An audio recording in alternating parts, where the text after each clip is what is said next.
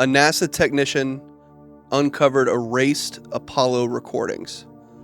And what he found uncovered that we didn't leave the moon. We were told to stay away.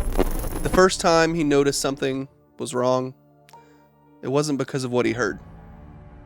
It was because of what was missing. He was a NASA audio technician assigned to digitize old Apollo mission tapes, a job most people in the building considered routine, honestly boring. The kind of work that meant sitting alone for hours, listening to decades-old recordings that had already been reviewed, archived, and forgotten. Most of the tapes were exactly what he expected. Static, routine callouts, system checks, nothing unusual, nothing new. But then he came across a set that didn't match the others. A group of tapes labeled incorrectly and stored in a part of the archive that didn't follow the standard cataloging rules, like they had been moved or hidden at some point and never properly refiled. That alone wasn't enough to make him curious, so he loaded one onto the system and pressed play. At first, it sounded normal, just another Apollo recording. The calm, measured voices of astronauts and mission control going back and forth, documenting every movement, every step. But then, buried between the expected lines, he heard something that made him stop the playback entirely. A voice said, clearly and without hesitation, "We have visual contact beyond the landing area." He froze. He had listened to enough of these recordings to know what belonged and what didn't. And that line didn't exist in any official transcript he had ever seen. He rewound the tape and played it again. The new line was still there. So he pulled up the official transcript from the Apollo 11 moon landing and began cross-checking line by line, expecting maybe a simple mismatch or transcription error, something harmless that had slipped away decades ago. But when he reached the timestamp where the line should have been, the transcript didn't change. It skipped. Roughly 2 minutes of audio, right in the middle of surface activity, simply didn't exist in the official record. It wasn't a misprint. It was gone. At that point, most people would have reported it and moved on. But something about the precision of that gap, the way it aligned perfectly with the most critical moments of the mission, made him keep going. So he checked another mission, Apollo 12, and the same thing. A small gap again during surface operations. Then Apollo 14, another gap. Apollo 15, another. Each one different in length, but always placed in the same type of moment. Always when astronauts were outside. Always when they were supposed to be describing what they saw. And then he noticed something else. Right before each missing section, without exception, someone would say the same phrase. Stand by, switching to medical channel. He leaned back in his chair, replaying the line over and over again in his head. Because the more he thought about it, the less it made sense. There was no medical channel during Apollo missions. There was no separate frequency where conversations could be hidden from the main recording system. Everything was supposed to be logged. Everything was supposed to be recorded. So why was that phrase there? And more importantly, what was happening immediately after it? Instead of reporting the anomaly, he did something he wasn't supposed to do. He started digging. He moved away from the clean, modern archive systems and into older internal databases, the kind that hadn't been fully migrated systems that still held raw files, internal notes, and documents that were never meant to be easily found. It took hours before he found anything that seemed connected. But when he did, it was not what he expected. It was a classified document tied to the later Apollo missions, buried deep in an outdated directory structure that most employees didn't even know existed. The title read Lunar Subsurface Resource Extraction Proposal. He opened it, and the document outlined a plan, detailed and technical, describing equipment, timelines, and procedures for drilling beneath the moon's surface. Not just collecting samples like the missions had publicly done, but actually penetrating deep into the lunar ground to extract materials. This wasn't exploration. This was the beginning of industrial activity. And then he noticed the stamp across the front. Bold, unmistakable, program canceled. No explanation, no follow-up documentation, no reasoning, just stopped. And when he checked the date, his stomach dropped slightly because it lined up perfectly with the final Apollo missions. The cancellation didn't make any sense, and the more he thought about it, the more it started to bother him. Because if the Apollo missions were about exploration, then a plan to drill into the moon suggested something very different, something longer term, something that had been serious enough to plan in detail and then suddenly abandon without explanation. So he went back to the audio. This time he wasn't just listening for voices. He was listening for anything. He isolated background noise, filtered out static, and focused on the parts of the recordings that had always been ignored. Then carefully uploaded a small section anonymously to an online forum where people specialized in analyzing audio. He didn't expect much, but the response came quickly. One user pointed out a repeating pattern in the background, something that didn't match known equipment noise. Another user enhanced the audio further. And then someone else, a linguistics expert, posted something that everything felt different. Underneath the static, buried deep in the recording, there was a phrase, faint but consistent. Not alone. Repeat, not alone. He stared at the screen for a long time after reading that, because now it wasn't just missing audio. Now it was a message, and it lined up with everything else. The gaps, the strange callouts, the canceled drilling program, so he pushed further. He tracked down records tied to Apollo 15 and found something unusual. A backup astronaut who had been removed just mission days before launch. Officially, it was a psychological disqualification. Unofficially, it was harder to explain. After several attempts, he managed to make contact. The man was hesitant at first, reluctant to talk, but eventually he said something that stayed with the technician. He said the reason he was removed was because of something that happened during a simulation. He had seen movement. Not a glitch, not an error, movement. And when he reported it, the simulation didn't reset. It responded. That wasn't how simulations worked. They weren't supposed to react. They were pre-programmed, controlled environments. But this one had changed based on actions.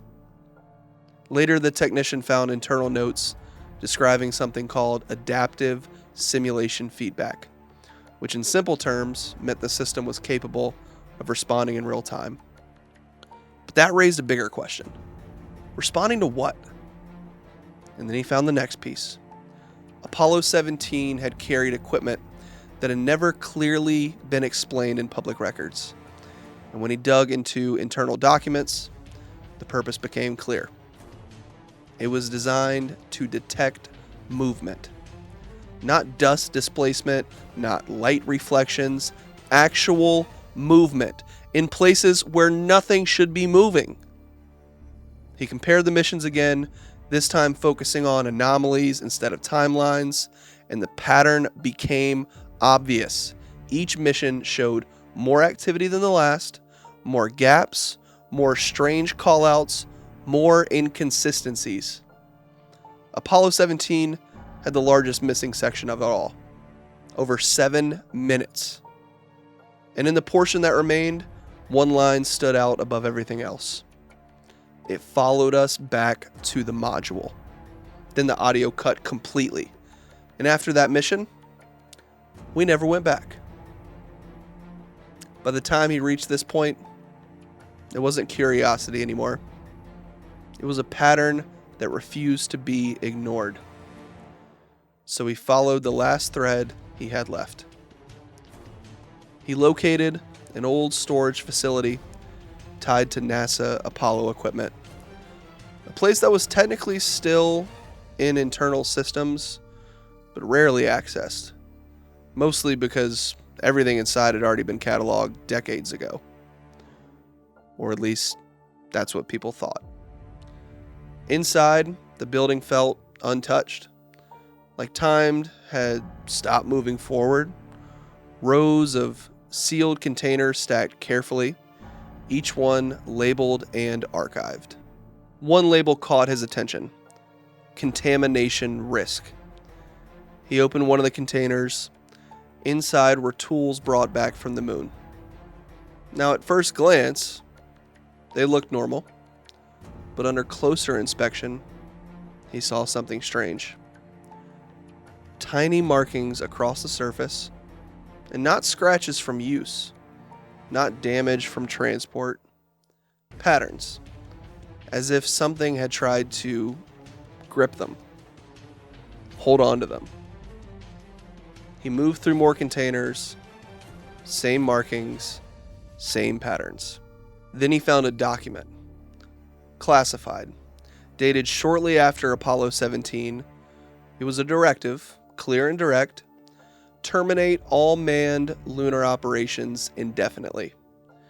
The explanation wasn't budget cuts. It wasn't political pressure. It was something else. Unpredictable environmental threat. So he read further, and a hidden section went into more detail. It described the presence of something on the moon. Not living organisms, not inert material either. Something in between. It could move. It reacted to astronauts, especially to heat and motion. And over time, it changed. It adapted.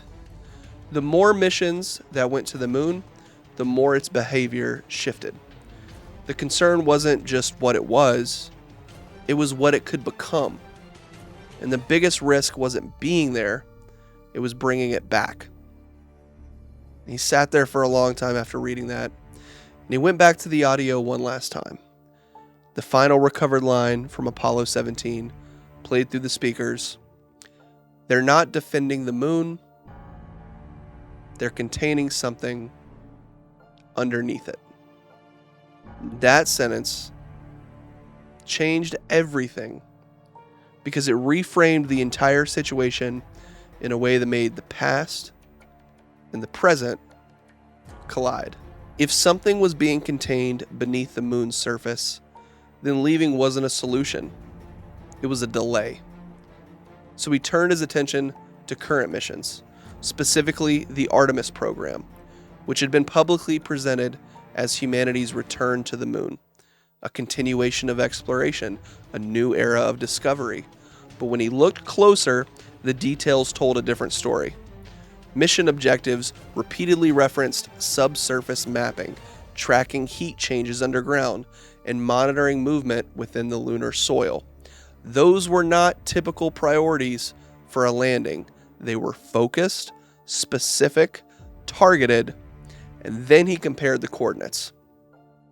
The planned Artemis landing zones aligned almost perfectly with the region explored during Apollo 17. Same area, same location, and that was not a coincidence. Then he found references in drilling systems, equipment designed to reach deep below the surface, far beyond anything used during the original Apollo missions. And one thing stood out. It mentioned a layer breach risk. A layer, not a rock, not dust, something acting as a boundary. He cross-referenced satellite data and found faint thermal signatures beneath the lunar surface. They weren't random, they moved in patterns. The same kind of patterns described in the Apollo reports. And in that moment, everything connected. Whatever the astronauts encountered on the surface wasn't the main issue. It was reacting to something deeper, something below. So he returned to the audio one final time, isolating frequencies he hadn't focused on before. Beneath the voices, beneath the static, there was a low frequency pulse. Steady, rhythmic, almost like a signal. He compared it to modern readings from lunar orbit. It matched exactly. And it was increasing in frequency, getting faster. Then he found a recent internal note tied to Artemis. Priority updated. Check stability of subsurface boundary. Not exploration, not research. Stability, confinement. And then, just days before the scheduled launch, he received a message. No sender, no identifying information, just a single line. We are not going back to the moon. We are going back to see if it's still contained. I mean, we know that story's probably not true just because we know we didn't actually go to the moon. But, no. I mean, there's definitely... It is crazy that it's, 40 years since we've gone back to the moon? 50 or 60? It's more than that, yeah. And I don't know. We just watched them come back from the Artemis one.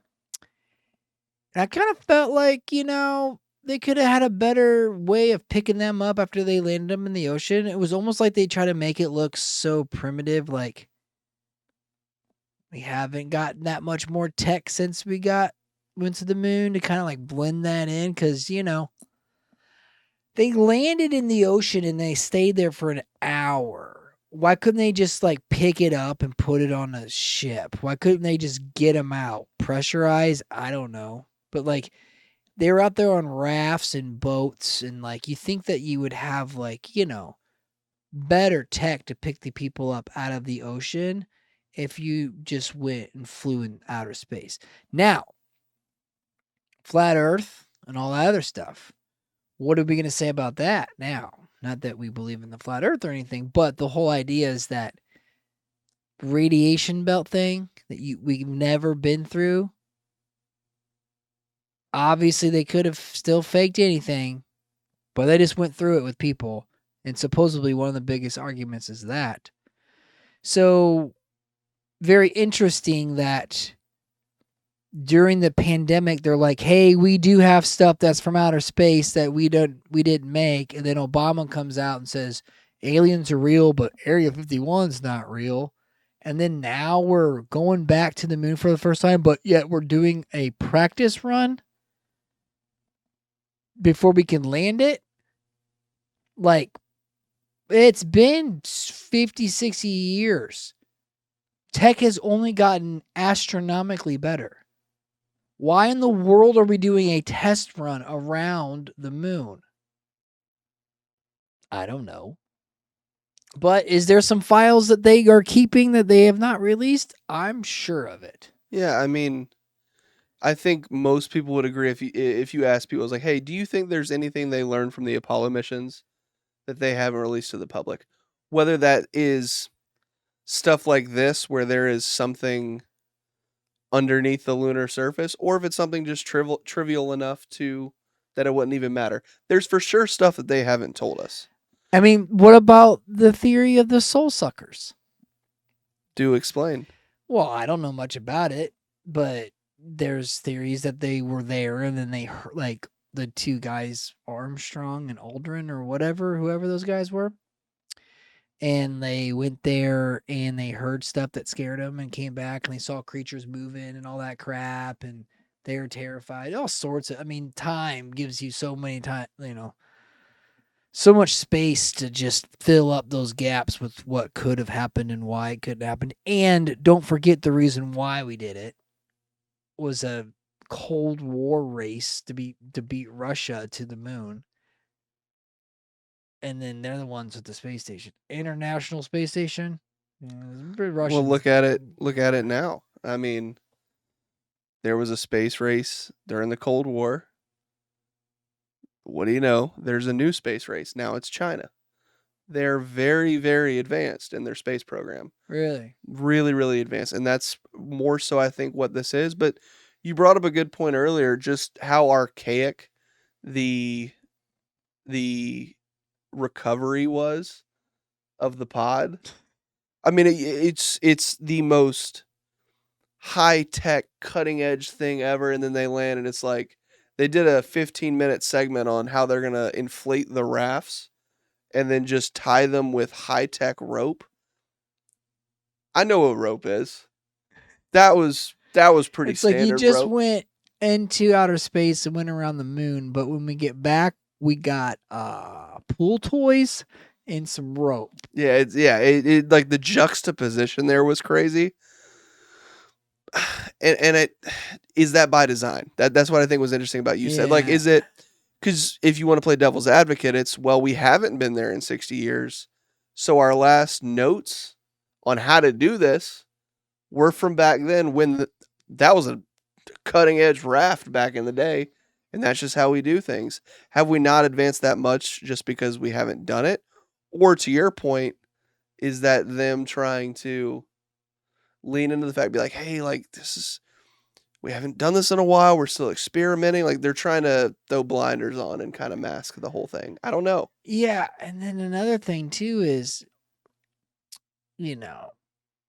one thing we do know that we had technology of during that time that we were pretty good at was movies. And we needed to get it done. And so some people are like, okay, the footage was fake, but we really went there. Yeah, so on and so forth. I don't see how this is distracting us from the war that's going on now. I mean, everybody's aware of it. It's like, okay, and then if we're always winning these race wars to the moon, are we just the dummies to blow all the money on it? And while they sit back and watch what they do and let it's kind of like being on the edge of a cliff and then, waiting, let somebody else jump first to make sure the water's deep enough. You know what it is? I think a good analogy is like people that are at an auction and their whole purpose is to, like, if we're both bidding on the same thing, I have no intention of buying it, but I just want to raise the price for you. Yeah. Bid, bid, bid, bid. It's like, oh, okay, he's got it. I mean, we probably manufactured most of that gear. Well, we probably built that in America. I mean, we had contractors build it for us that we paid billions of dollars. I'm just wondering how much of it came from China. Right, a lot of it. Yeah, but we assemble it here for sure. It's very cool. Designed by Apple and Cupertino. But I didn't like is watching the live stream though. It felt like C-SPAN. Like I was so excited to see the astronauts return, just like Katy Perry returned from outer space. Hers was probably more fun to watch. Because it was just like an hour of it floating, and then they had like 40 different boats or 40 people just like hovering around it. It's like very anticlimactic, but it is super cool. I guess I just wanted to see like the press conferences, But without being critical, it is fascinating, I mean, if it's real, which it probably is. I'm sure there's lots of people that are going to have reasons to say that this was fake too. Because it blows a hole in the flat earth theory. Well, not really the flat Earth theory. No, it would blow a hole in the flat Earth theory, and if we've ever been to the moon before.